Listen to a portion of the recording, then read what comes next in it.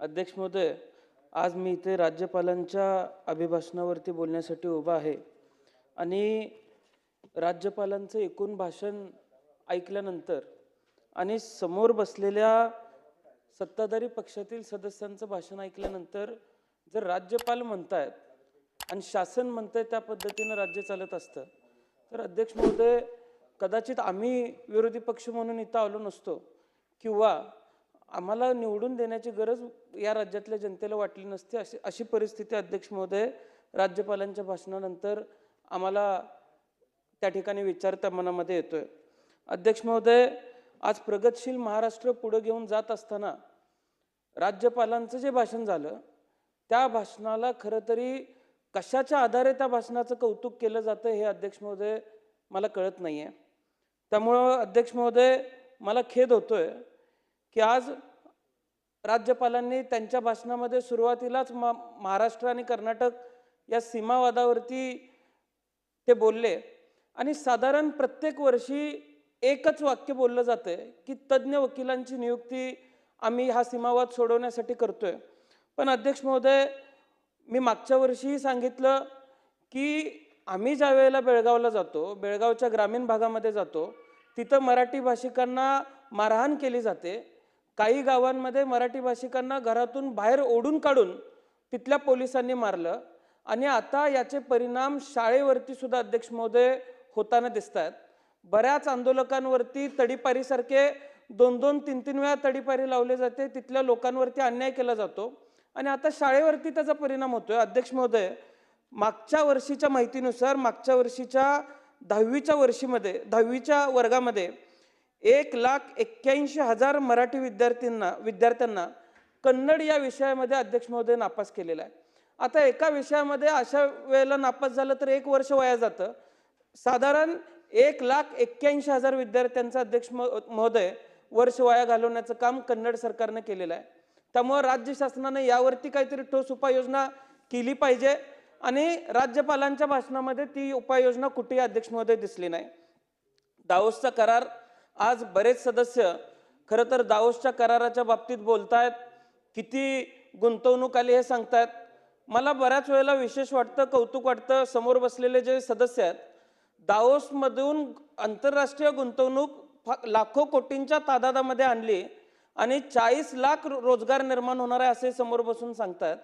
पण परत भाषण जसं पुढं नेत आहेत तसं मतदारसंघामध्ये आमच्या अशी परिस्थिती आहे, MIDC स्थापन आहे पण तिथं कंपन्या येत नाहीत असं सुद्धा सांगतात। अध्यक्ष महोदय, कुठेही भाषणामध्ये सुसूत्रता पुढच्या सदस्यांच्या दिसत नाही आणि राज्यपालांनी जे सांगितलं, खरं तर किती नोकऱ्या निर्माण झाल्या, किती गुंतवणूक आली, माझ्या आधी ज्येष्ठ सदस्यांनी त्याचा उहापोह केलेला आहे। पण अध्यक्ष महोदय, कशा पद्धतीच्या कंपन्या येतात? एकीकडे राज्य शासन राज्यपालांच्या भाषणामध्ये कॅन्सर विरोधी धोरण सांगते, पण अध्यक्ष महोदय, आज कोकणामध्ये रत्नागिरी जिल्ह्यामध्ये मिटेनी नावाची एक केमिकल कंपनी आलेली आहे। सदर कंपनी इटलीत बॅन झाली होती, त्या कंपनीला महाराष्ट्रामध्ये देशामध्ये परवानगी मिळते।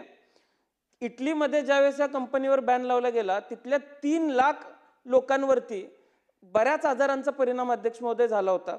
त्यामध्ये किडनीचा कॅन्सर झाला होता, तो अध्यक्ष महोदय बरा होऊ शकतो।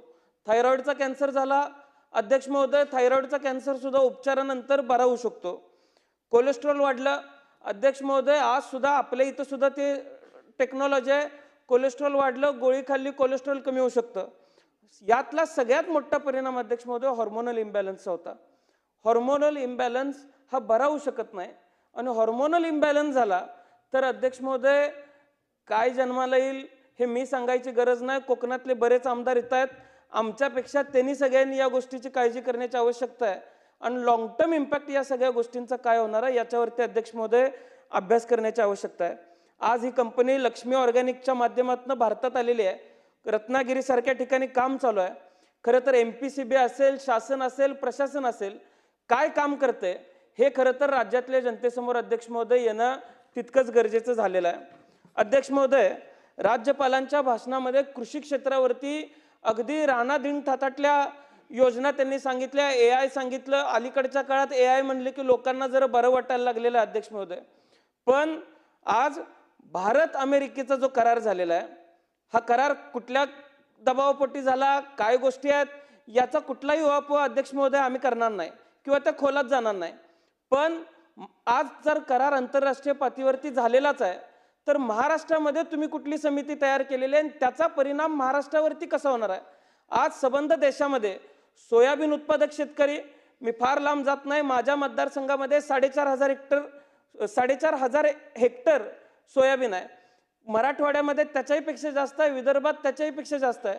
आज सोयाबीन उत्पादक शेतकरी अडचणीत आलेला आहे.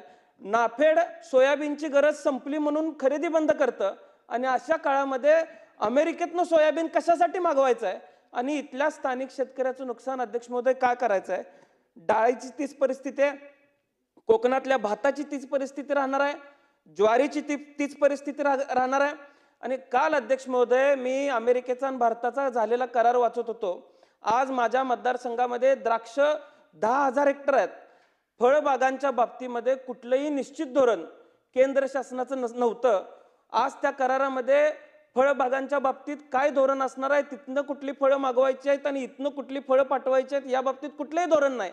पण तरी सुद्धा हे धोरण आणलं गेलं आणि आज महाराष्ट्रावरती त्याचा परिणाम उद्याच्या काळामध्ये दीर्घकालीन होणार आहे. यावरती आपण विचार करण्याची आवश्यकता आहे.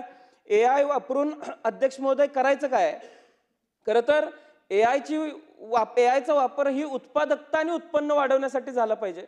पण उत्पादकता कोणासाठी वाढवायची आणि अध्यक्ष महोदय उत्पन्न कोणासाठी वाढवायचं आहे, हा प्रश्न खरं तर निर्माण झालेला आहे. दूध डेऱ्या, इखंड डेअरी पोल्ट्रीला मोठ्या प्रमाणात फायदा होणार आहे म्हणून सांगितलं जाते. पण अध्यक्ष महोदय, महाराष्ट्रातल्या देशातल्या किती कंपनीज अमेरिकेमध्ये ज्या क्वालिटीचं खाल्लं जातं, दूध पिलं जातं, त्या किती नॉर्म्स त्यामध्ये अध्यक्ष महोदय बसतात आणि इथल्या किती कंपन्यांचं दूध उद्या अमेरिकेला पाठवलं जाऊ शकतं, याचा सुद्धा अध्यक्ष महोदय अभ्यास कुठेतरी केला पाहिजे. त्यामुळं आज राज्यपालांनी त्यांच्या भाषणामध्ये जे सांगितलं ते अत्यंत खोटं आहे.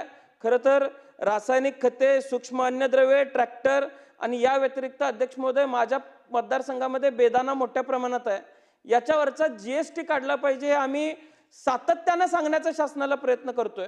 मागच्या वेळेस GST स्लॅबमध्ये बदल झाले, पण त्यामध्ये कुठेही आमच्या बेदाण्याचा उल्लेख अध्यक्ष महोदय केला नाही.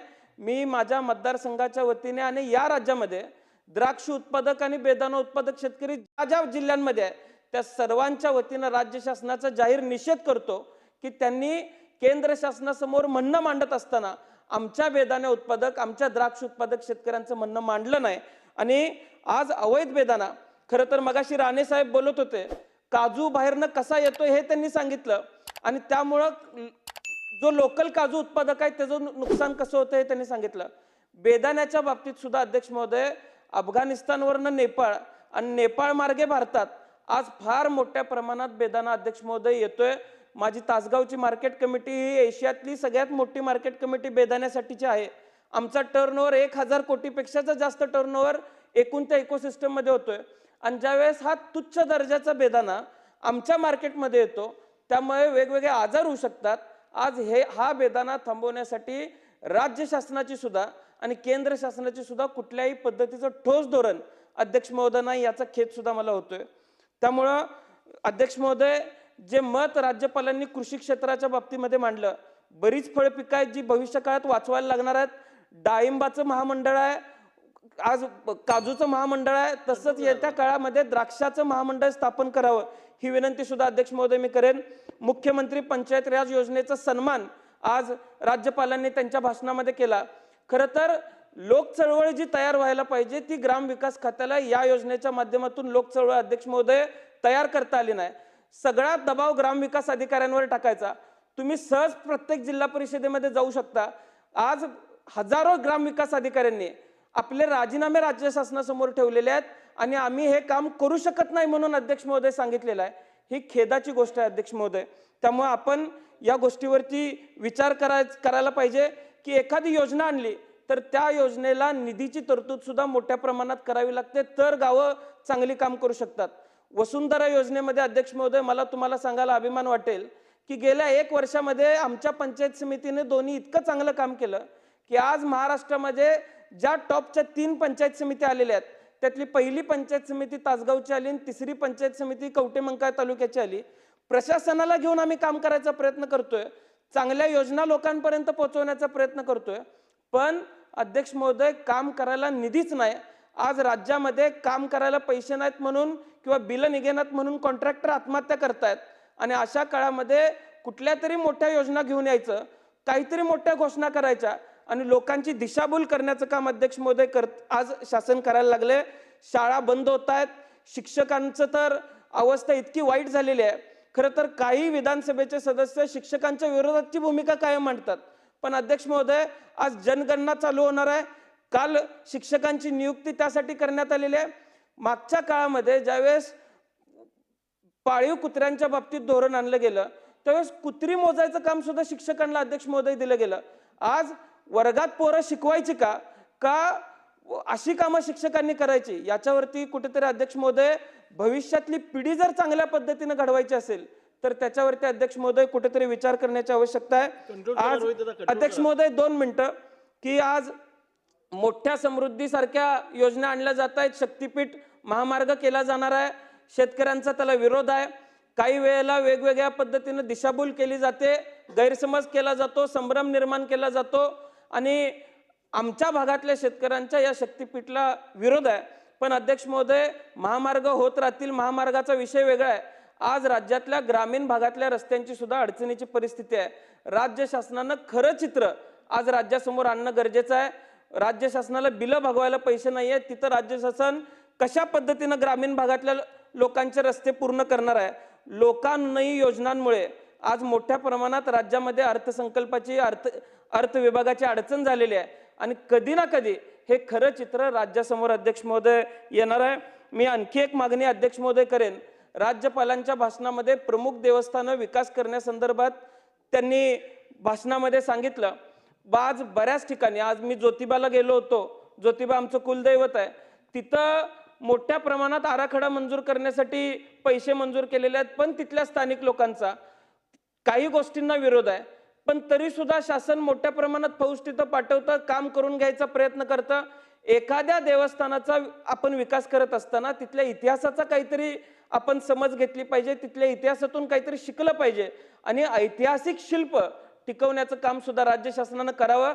राज्य शासनानं आपलं काम सर्वसामान्यांवरती लादू नये ही विनंती अध्यक्ष महोदय मी करेन। माझ्या मतदारसंघामध्ये आरेवाडीचं बिरोबाचं देवस्थान आहे, 154 कोटींचा प्रस्ताव अगदी शेवटच्या टप्प्यात अर्थ खात्याच्या फाईलवरती तिथं आलेला आहे। या अर्थसंकल्पामध्ये तिथं आरेवाडीच्या बिरोबाकडे कर्नाटकातला, गुजरातचा, मध्य प्रदेशचा, तेलंगणाचा धनगर समाज संपूर्ण माझ्या मतदारसंघामध्ये येत असतो, त्यामुळं राज्याचा लौकिक वाढेल इतक्या मोठ्या प्रमाणात निधी तिथं अध्यक्ष महोदय देणं गरज आहे।